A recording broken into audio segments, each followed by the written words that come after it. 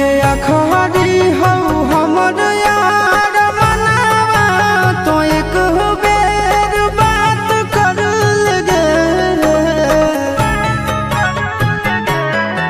हगे अखरी हो हमर यार मनावा तो एक बेर बात कर लगे।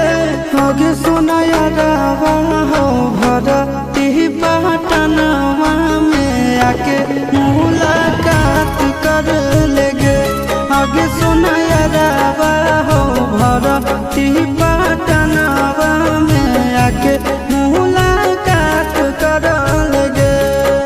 आगे चली जाइबौ छोड़ी के दुनिया विदाई अपने हाथ कर लेगे।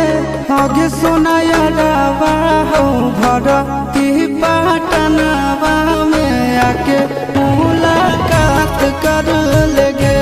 आगे सुना यारवा हो भरती पटनवा में आके मुलाकात कर लेगे।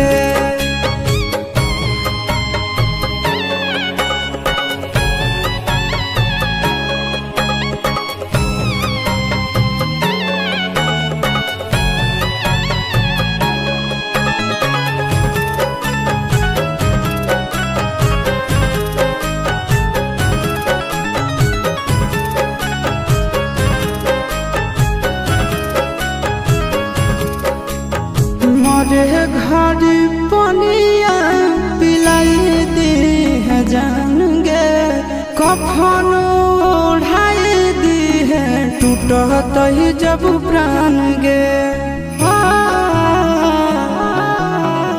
मरे घड़ी पनिया पिलाई दी है जान गे।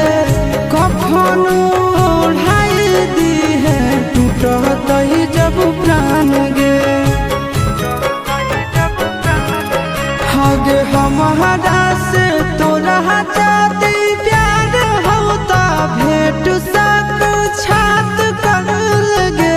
हगे सोना यारवा हो भरती पटनवा में आके मुलाकात कर लेगे। हगे सोना यारवा हो भरती पटनवा में आके मुलाकात कर लेगे।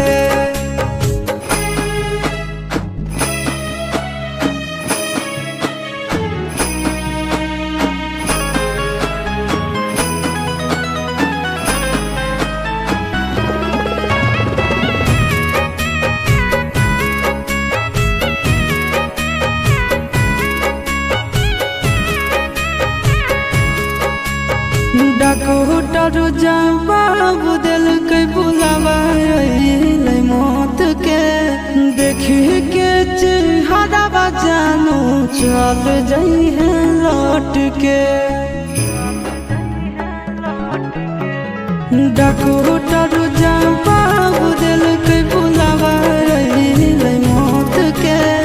देखी के चेहरा जानू चल जाई है लौट के।